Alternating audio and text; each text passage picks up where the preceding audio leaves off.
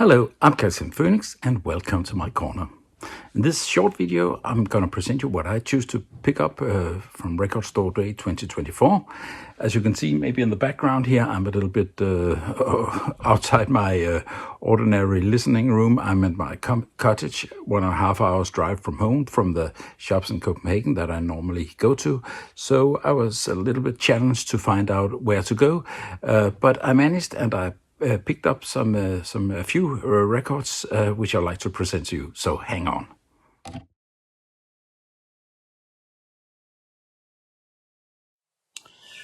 The first one, and the main course that I went to the shop in Nørre Alslev, which is a very small town with just 2,500 citizens, but they had a record shop which was having some Record Store Day releases. And the first ones I got, and the main reason that I went there was this one, Bill Evans. Everybody digs Bill Evans. It's the Kraft mono recording. And normally these are in very good quality, and as you may know from my other videos, Bill Evans is my favorite jazz pianist, my favorite jazz musician overall, so I had to have this one. I do have other versions of this one, including the one in the Riverside 22 LP box set.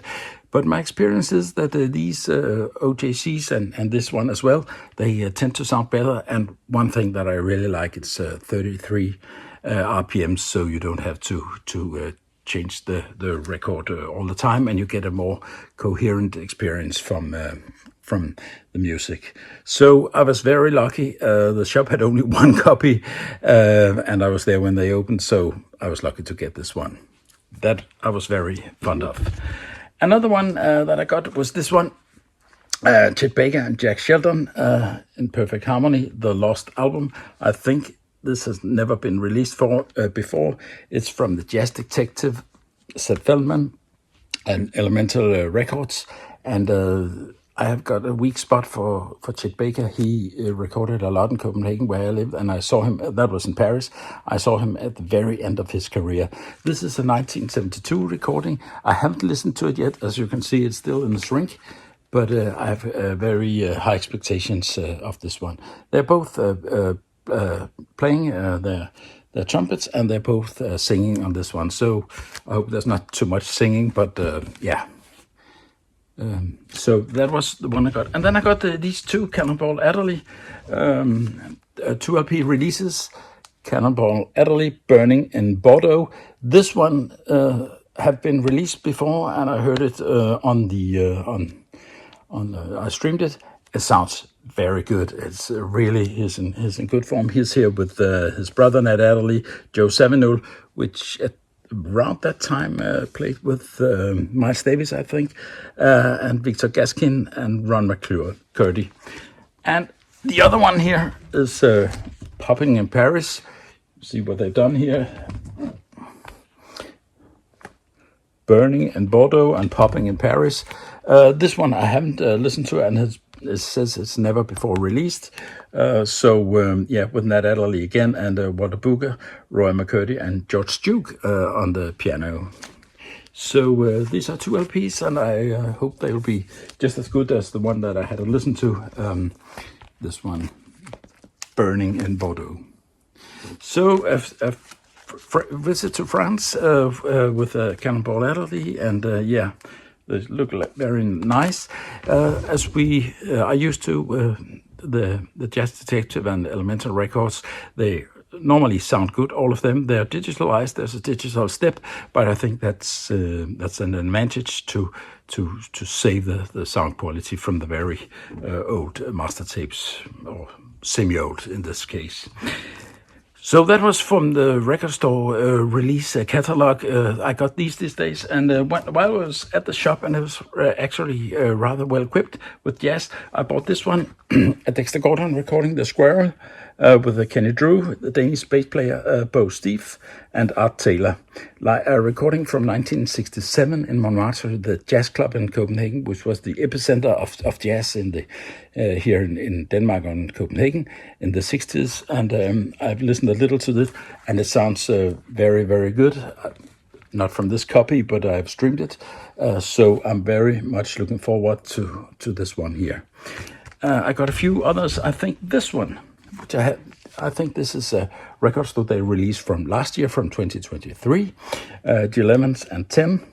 Again, a craft recording, and they tend to sound so very good. They're pressed at RTI, and yeah, it checks all the boxes. Kevin Gray mastered it at Coherent Audio, so this is supposed to sound terrific as well. I'm looking forward to this. And 10, that means that there's quite almost a full-size orchestra behind on this one. I'm normally not very fond of it, but I thought that it was the time to get it while I was there. Then I found this one, and it must have been in the storage for some time, because it's the Blue Note 80 series. It's Jimmy Smith, Groom That Small's Paradise, Blue Note 1585, and normally the 1500 series is very good, so I'm looking very much forward to this one as well. A few more. For the time being, I have a little soft spot for Bud Powell, a very troubled musician, a very troubled man, pianist, and yeah, he played here in Denmark as well, and not on this one, but there are some recordings, I think, on Steeplechase with Bud Powell.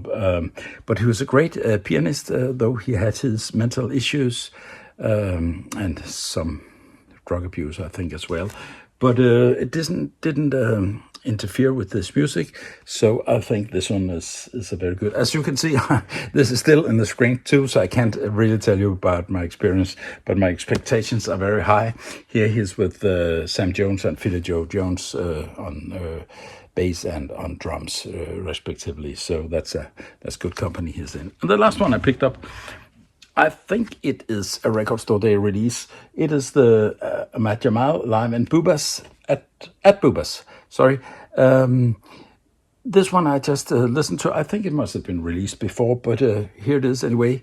It's a 1980s recording, and here I don't know if it was a kind of tribute to Bill Evans that Ahmad Jamal here plays Waltz for Debbie, the tune that is very much connected to Bill Evans, his tune. So yeah, so that's maybe the one that I have least knowledge of and the highest expectations to. So yeah, a good little stack of records here I was lucky to get. I hope you're lucky with your findings from the record store day as well, and maybe you'll like to comment and or maybe make your own video of what you pick up on record store day this year. Thanks for your time. Thanks for watching. I hope to see you next time. Bye bye.